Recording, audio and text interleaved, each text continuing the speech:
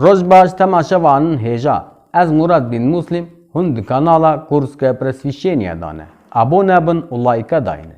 Sala 1937 و 1944 تج قفقاسیا ملت کرد و چند ملت ترک و چاچان به زوری هاتن کوچبر کرن آسیا ناوین.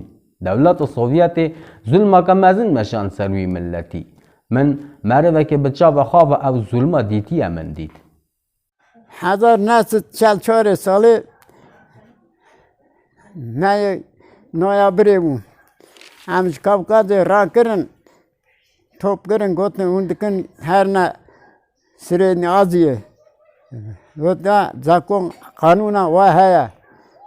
اما یه داره توپ کرن آنین در خزنه و مملکتان پویزنده هاتن پویزنده جو تیرا خورنما حکمتی خورنده دا خلق وزم هاتن درکتنه و مملکتان پر مملکتان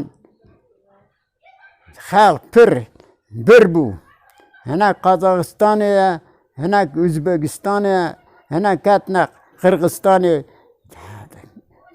وانا قش شينيا كاتا قرغستانية جي قزاقستانية جي أوزبكستانية جي في ملتي وانا پر كومك داي كومك داما نايشتن ملتي ما دشك بي جداران حتى خورني ددانه ما دگو برا تشک برا نه وقت بود 2 سال از زمان وانا هم بون دچونا ایشه کل خودان دخابتی دهاتن سوان یواران کل خودی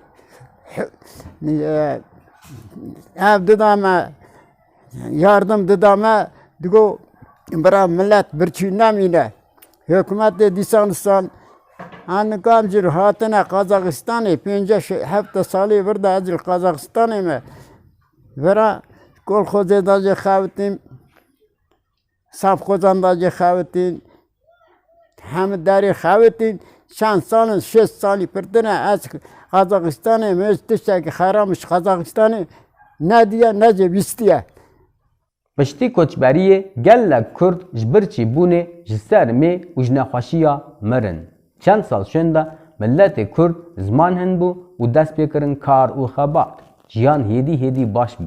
Me xatirê xwe ji apê alasmîn xwast û em çûn. Abone kanala me bin û layka daynin. Bi xatirê we.